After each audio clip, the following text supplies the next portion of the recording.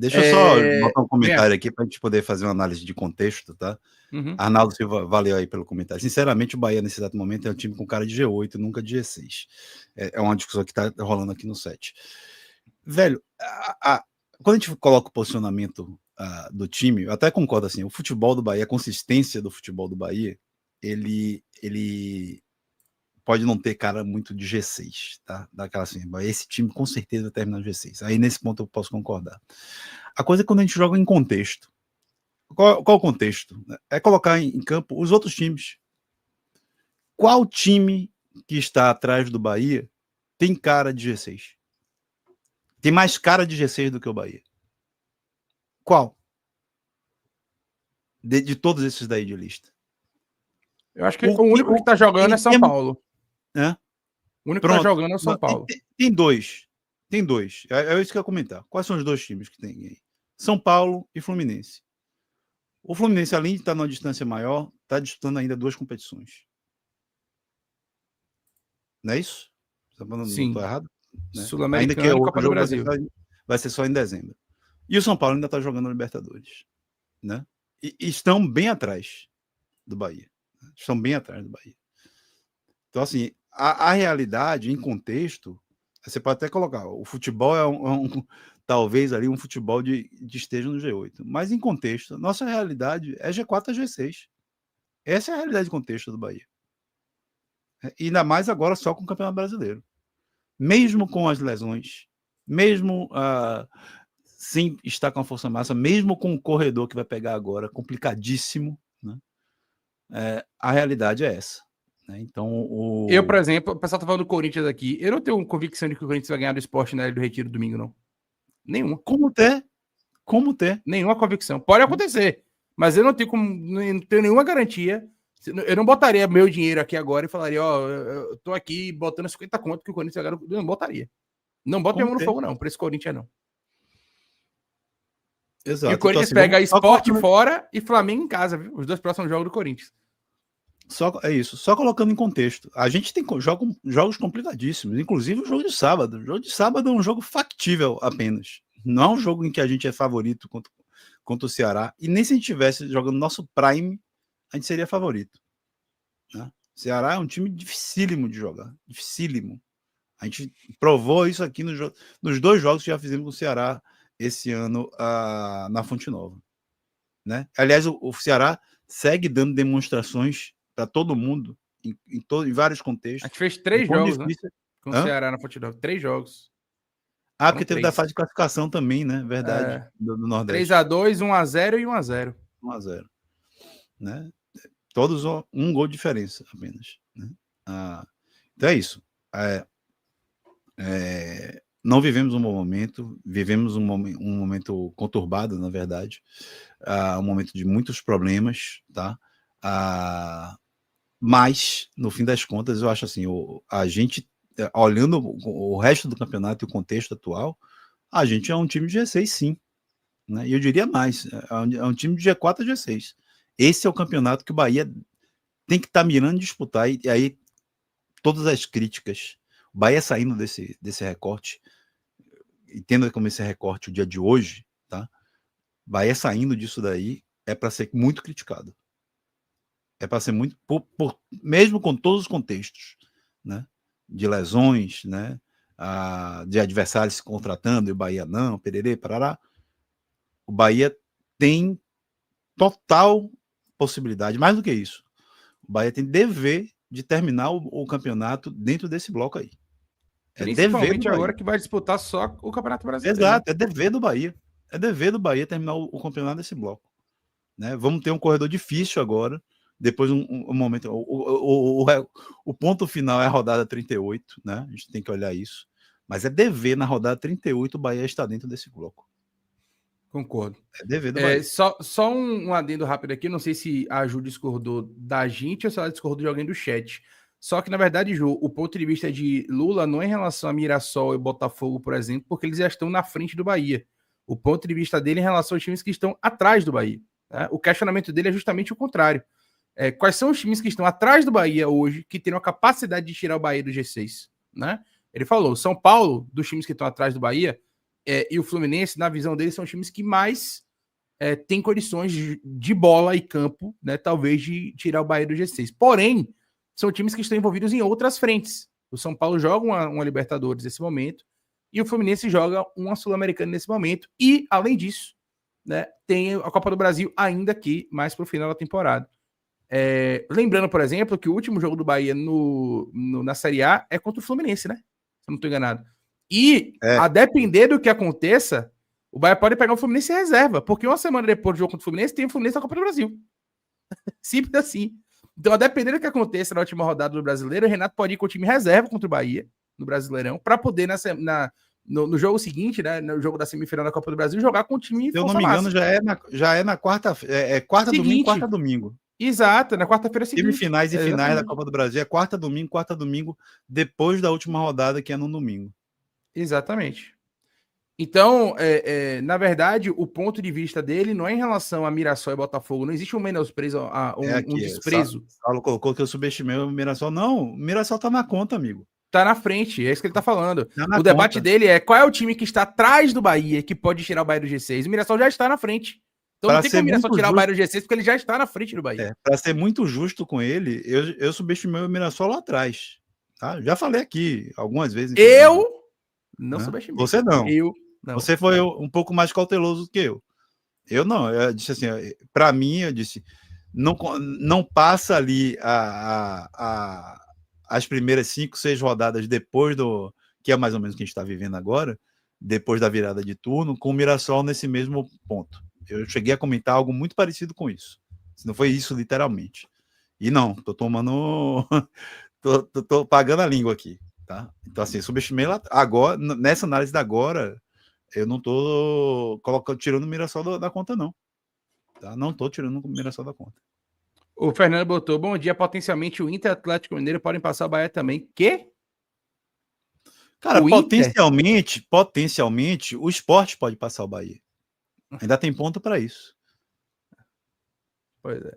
Amigo, o Inter, eu não sei como é que o Roger Machado ainda tá no Inter. Assim, eu vejo jogos do Internacional e é um deserto de ideias total, velho. Total. O trabalho não se sustenta, né? Não deveria estar se sustentando. Inclusive agora, né, o próximo jogo no domingo tem Internacional e Grêmio, né? E aí acho que vai ser o ultimato dele, né? Se ele ganhar o Grenal, ele ganha um respiro. Se ele perder o Grenal, ele deve ser demitido. Acho que esse é o termômetro aí de Roger Machado no Inter. Então, não vejo o Roger e o Atlético Mineiro também não, velho. Vejo jogos do Atlético. Eu vi Atlético Mineiro e Santos, meu Deus do céu. Eu acho que Atlético Mineiro e Inter, sinceramente, deveriam estar mais preocupados em não serem rebaixados nesse momento do que em de fato tentar ultrapassar o Bahia ou potencialmente ultrapassar o Bahia. Internacional tem 27 pontos. Atlético tá na Sul-Americana, não tá? Tá, inclusive empatou ontem 2-2 contra o Bolívar. Empatou ontem fora de casa contra o Bolívar em 2-2. Tava dando 2-0 e tomou 2 gols. O Inter tem 27 pontos nesse momento, tá? E o Atlético tem 25. O primeiro time da zona tem 22. A diferença do Vitória para o Atlético Mineiro é de 3 pontos. Ainda que o Atlético tenha um jogo a menos, 2 jogos a menos do que o Vitória, na verdade, mas mesmo assim, a diferença é de 3 pontos, né? E no caso do Inter, a diferença é de 5 pontos com um jogo a menos. Então, eu sinceramente acho que o Inter e o Atlético Mineiro tem que estar mais preocupados aqui com o não rebaixamento nesse momento, em ponto A, para poder fugir distanciar da zona do que necessariamente alcançar o Bahia. Eu tô com o Lula nessa aí, viu? Assim, tirando a parte do Mirassol, né? Que lá atrás a gente discordou, eu falei que achava que o Mirassol, por conta da questão física, iria se sustentar nessa parte de cima da tabela. Tirando isso, eu concordo com ele. Eu acho que dos times que estão abaixo do Bahia, não vejo o Corinthians com essa força toda. É um time técnico, sim. É um time que tem bons jogadores. Mas a gente viu, por exemplo, a gente jogou contra o Corinthians fora de casa e ganhou o jogo, pô. O Corinthians é um time inconsistente. O Corinthians é um time capaz de tirar o Palmeiras da Copa do Brasil, mas é capaz de perder jogos inimagináveis. Eu, por exemplo, acabei de dizer, eu não coloco o Corinthians nesse momento como um time que eu tenho certeza que vai ganhar do Sport fora de casa. Eu não coloco. Eu não boto meu no fogo pelo Corinthians. Não pode ganhar o jogo? Pode. Mas eu acho que o Corinthians vai sofrer contra o Sport, né, do Retiro. Tá? Então, dos times que estão atrás, aí o Bragantino também na fase terrível, né? Não ganha de ninguém, ganhou um jogo perdido do Fluminense, mas não ganha de ninguém. E, de fato, dos times que estão atrás do Bahia, ainda que ele tenha 2 jogos a mais do que o Bahia, né, o São Paulo, o único time que, de fato, tem praticado um bom futebol e vem num bom recorte, é o São Paulo. Inclusive, a derrota do São Paulo, que o São Paulo tem aqui no recorte dos últimos 5 jogos, é contra o Cruzeiro por 1-0 no Mineirão, onde o São Paulo jogou bem. O São Paulo jogou bem contra o Cruzeiro no Mineirão. Né? Por muito pouco, a gente não viu o São Paulo, pelo menos, arrancar pontos do Cruzeiro. Né? Não, Saulo, o Bahia sofreu. O ponto não é esse, gente. O ponto não é. A gente não tá dizendo que o Bahia é o melhor time do mundo, não. O que eu estou dizendo é que não tem times atrás do Bahia nesse momento que estejam jogando futebol tão melhor do que o do Bahia. O ponto é esse. Quem é que está atrás do Bahia que tem um futebol tão melhor do que o do Bahia, ao ponto de ser um fator de grande preocupação pra gente? Entende? Como a gente acabou de dizer aqui, nesse momento, na minha opinião, na Julius Teles, apenas o São Paulo e o Fluminense também, só que o Fluminense está muito atrás em termos de pontos. Além de estar disputando outras competições, o São Paulo é a mesma coisa, né? Tá ali lado a lado, mas tem 2 jogos a mais e está disputando outras competições. Então, a gente ainda tem uma certa vantagem em relação a esses 2 times. Tirando o São Paulo e o Fluminense, quais são os outros times que estão atrás do Bahia, que tem um grande potencial e estão fazendo assim, um grande futebol ao ponto de preocupar a gente em termos de ultrapassar o Bahia? Eu não vejo. Isso não significa que o Bahia está praticando o supra-sumo do futebol, não. Vocês precisam, né, entender o que a gente está falando aqui. A gente não está dizendo que o Bahia está praticando o melhor futebol do Brasil, não, nesse momento. Não está. Está praticando futebol inferior ao que já praticou. Porém, né, ainda assim é um futebol extremamente competitivo. Né? O Bahia é competitivo. Alguém duvida que se o Bahia jogar com a mesma intensidade e vontade que jogou contra o Cruzeiro, a gente tem grandes chances de ganhar de Vasco e Internacional? Que são jogos atrasados da gente? Se a gente jogar com a mesma capacidade, a mesma intensidade e a mesma concentração que nós jogamos até 30 do segundo tempo contra o Cruzeiro, a gente tem grande chance de pontuar contra o Vasco fora e ganhar do Inter Fonte Nova. Então, o ponto é esse, entendeu? O ponto é esse. Sem contar que, uma coisa muito importante que a gente precisa abordar diferente do ano passado, e aí, claro, o fantasma da queda de rendimento vai rondar até que o Bahia prove o contrário, mas, diferente do ano passado, nesse momento da temporada, o Bahia tende a ter volta de jogadores, né, e tende a ter um aumento na sua produtividade. Tende, na minha visão. Se você tem jogadores titulares que estão voltando, a tendência é que o Bahia aumente, volte a ganhar confiança e ganhe opções para poder aumentar o nível do seu futebol. Então, na temporada passada, o Bahia estava perdendo jogadores na reta final. Nessa temporada, o Bahia vai ganhar jogadores na reta final. Então, pode ser um fator motivador e um fator que diferencia a temporada passada para essa. O fantasma da queda de rendimento vai rondar, até que o Bahia prove o contrário, Luiz Teles. Pois é. Então é isso aí mesmo, hein? A leitura geral é essa mesma. Apenas uma coisa que eu esqueci até de dizer, né? Eu olhei, eu tinha falado isso no café de segunda-feira, e só chequei, a situação está em regulamento, a situação de vagas, né? Para pré-libertadores e libertadores, de maneira que aquela intenção da CBF de trocar uma pré-vaga por uma vaga, ela só pode acontecer a partir da Libertadores 2027, sendo posta em prática no Brasileiro 2026. Você ainda aposta no achismo ou na sorte? Com o seu tipster, isso acabou. Em menos de 2 minutos, eu analiso cada partida e te mostro as melhores oportunidades, direto no seu WhatsApp. Envio análises preditivas, estatísticas do confronto e palpites baseados em probabilidades. Clique no link da descrição agora e tenha acesso ao seu tipster hoje mesmo. Ele botou aqui, considerando todas as eliminações covardes no ano, se ficar fora do G4 já será frustrante, mas se ficar fora do G6 será vexame. O Bahia é o time com a tabela mais fácil nas últimas 5 rodadas. Eu confesso que eu não lembro de cabeça a tabela das últimas 5 rodadas, né? A tabela nas últimas 5 rodadas. Mas eu concordo que ficar fora do G6 é algo que a gente não pode normalizar dentro dessa realidade. Então, em linhas gerais, eu acho que o nosso amigo Alex ali foi bem no que ele colocou. Concordo também. Eu não diria que ficar fora do G4 seria frustrante, mas concordo absolutamente. Ficar fora do G6 será um vexame. Eu acho que a frustração é pela construção, né? Porque o Bahia até a 21ª rodada ficou praticamente de ponta a ponta no G4, né? Então, talvez seja a frustração do contexto. Eu entendo, mas assim, a minha cabeça ela vai muito pelas 38 rodadas, né? Olhando as 38 rodadas. Eu acho que o Bahia, já fiz esse comentário, eu acho que o Bahia ficou acima do esperado, né? Para mim, né? Então isso para mim não representa uma frustração. Agora, tanto pelo contexto atual, né, tanto pelo aquele de início de campeonato, ficar fora de um G6 hoje para o Bahia sim, para mim, motivo de vexame, assim, é um motivo de muita crítica, né? O normal, né, é o Bahia não ficar fora desse G6. Esse é o normal. O que for fora disso aí é anormal, pelo contexto de hoje, né, do que se apresenta. E nesse momento, Lula, ser sexto colocado é preocupante, como perguntou o Marcos Aurélio? Cara, é a tensão normal, né, de você jogar um campeonato brasileiro, né? Você está ali concorrendo, né? Você tem que mostrar o mínimo de força, o mínimo esperado de força. Então, assim, preocupante no sentido dessa tensão natural de você estar jogando uma competição, colocando à prova o teu trabalho, o teu planejamento, né, etc., né, tua força. Então, aí preocupa no sentido de ser tenso, sim, mas preocupante no sentido assim de tem algo errado sendo feito, ou a gente não vai conseguir segurar isso, eu não acho, né? Você olha direito ali para a tabela, a gente comentou isso lá no início do programa, né? Os times que têm mais condições de tirar o Bahia de dentro do G6, eles estão muito atrás nesse momento, né? Apesar de 1 ponto só de São Paulo tem 2 jogos a mais que o Bahia, desculpe, né? O Atlético Mineiro está muito atrás, né? O Fluminense está muito atrás, tá? O Corinthians está muito atrás, né? E nem demonstra essa consistência toda quando não tem seus principais jogadores. Então, tudo isso, né, nos leva a crer que esse G6 é uma realidade, na verdade, né?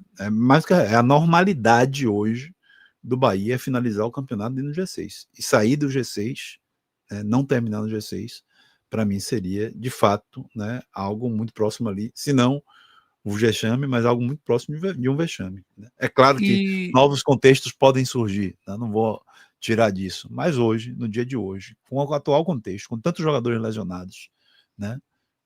Mas a gente só tem o brasileiro pela frente, mas a gente teve os reforços, a gente tem a tendência de esses jogadores voltarem e não se lesionarem novamente, é a gente conseguir manter pelo menos manter-se dentro do G6, né? Pelo menos isso.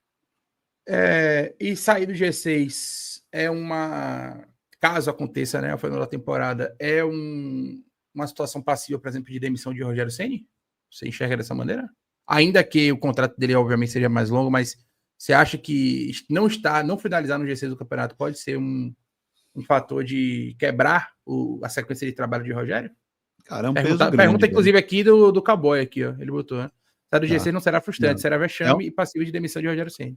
É um peso grande, tá? É um peso grande que, somado a outras coisas, sim, pode levar a uma demissão, ainda que também muito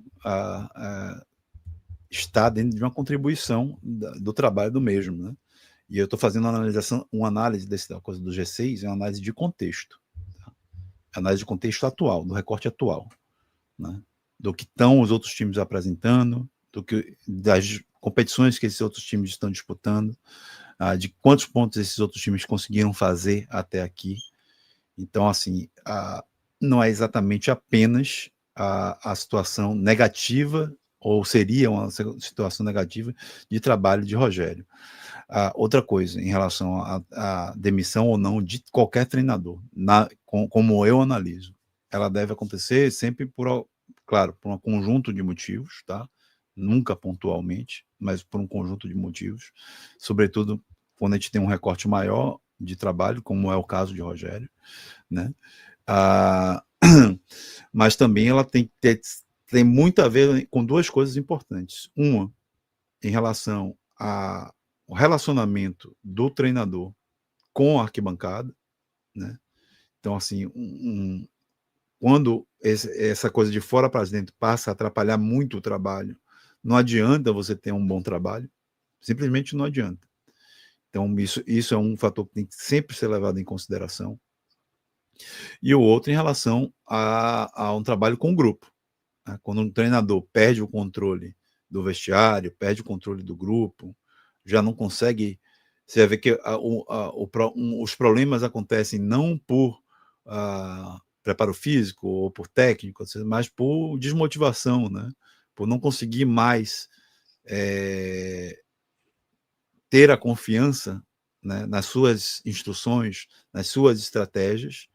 E aí a gente consegue enxergar isso em campo. Esse é um outro motivo muito claro para mim de demissão, ou de se ponderar uma demissão de um treinador.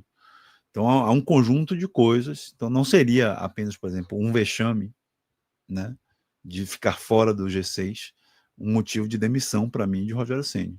Mas se isso vir junto com um outro conjunto de coisas, e já algumas peças que se encaixam aí, né, em termos de desconfiança, essa coisa dos resultados, do Bahia não ir bem em jogos decisivos, dele ter dificuldade de fazer trocas ao longo da partida, tudo isso vai somando ali e podem sim compor elementos suficientes para justificar uma demissão ou uma troca de treinador. Mais do que uma demissão, velho, é uma troca de treinador. A gente tem que estar muito olhando assim, o que é possível mudar, né? O que é que pode valer a pena uma ruptura abrupta, né, como numa demissão, para que a gente, de fato, siga evoluindo. Esse é o ponto. Só para a gente arrematar aqui, Lula, esse tópico, né? Essa matéria é muito interessante que o GE soltou, né? Na verdade, produzida por Thiago Lemos, inclusive aqui de Salvador, mas é uma matéria que tem uma leitura nacional, né? E eles falam o seguinte: Brasileirão 25, time do Z4 lidera em jogadores aproveitados. E aí você vai fazer, vai entender, né? O contexto da matéria é o seguinte: o que é que eles dizem, né?